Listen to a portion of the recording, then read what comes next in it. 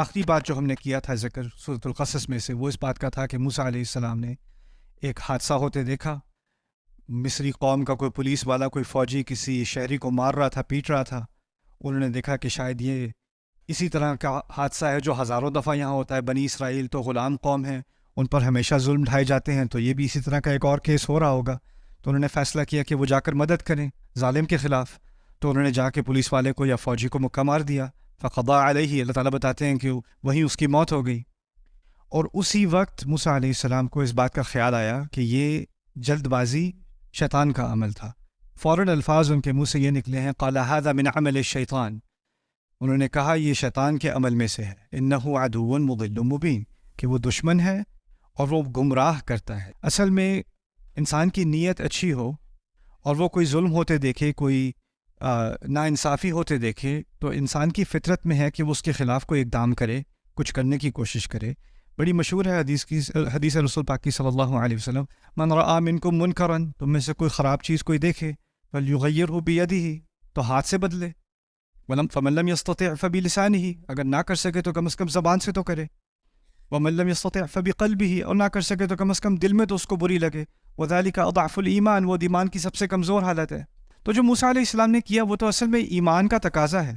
ان کے ہاتھ میں صلاحیت تھی، انہوں نے ایک غلط کام ہوتے دیکھا، انہوں نے اقدام کیا. تو اس میں ھذا من عمل شیطان کس طرح ہے، اور شیطان گمراہ کرنے والا کیسے ہے. اصل میں اللہ تعالیٰ نے ایک اور مقام پر ہمیں ایک حقیقت بتائی ہے، وَلَا تَقْفُ مَا لَيْسَ لَكَ بِهِ عِلْم، کہ جس چیز کا پورا علم نہ ہو اس کا پیچھا مت کیا کرو. جس چیز کا پورا یعنی علم نہ ہو تو اس کے پیچھے مت جایا کرو.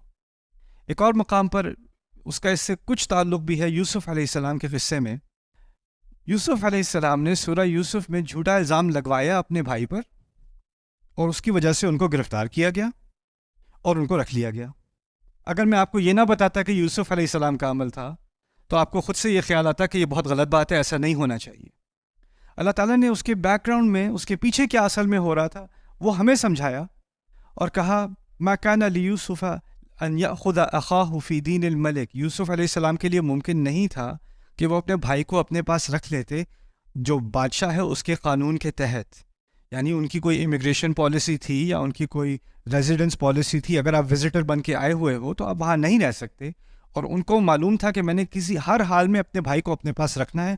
تو انہوں نے اس تدبیر کا استعمال کیا، اور اس تدبیر کو ہم کہتے ہیں کہ یہ یوسف علیہ السلام کی تدبیر تھی. لیکن اس سے اوپر بھی اللہ تعالیٰ نے کہہ دیا کذالک کدنا لیوسف، ہم نے یہ تدبیر کی یوسف کے لیے.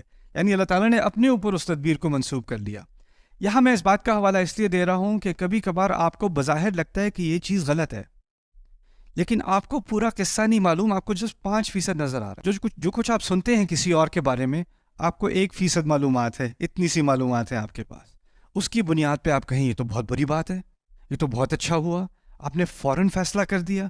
اس فیصلے میں جلد بازی کبھی کوئی عمل سے کرتا ہے، کوئی اپنی زبان سے کرتا ہے، کوئی اپنے دل سے کرتا ہے.